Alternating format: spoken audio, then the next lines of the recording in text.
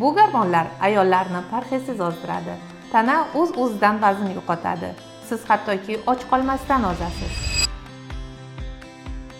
Men sizga qaysi gormonlar sizning nozik, ixcham bo'lishingiz uchun javobgarligini aytib beraman va keyin ularni qanday faollashtirish mumkin degan savollarga javob beraman.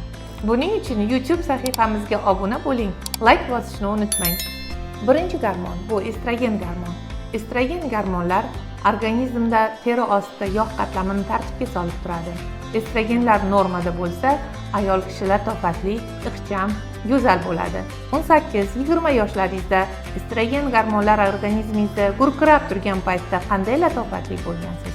Agar estrogen gormonlar organizmda kamayib ketsa, teri osti yog' qatlamida yog' to'planib boradi, shishlar paydo bo'ladi.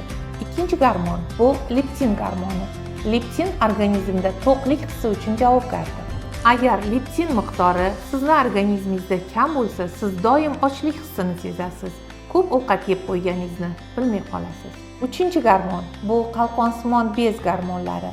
Agar qalqonsimon bez gormonlari normada ishlasa, metabolizm ham yaxshi bo'ladi. Metabolizm yaxshi bo'lsa, demak siz ortiqcha vazn yig'maysiz.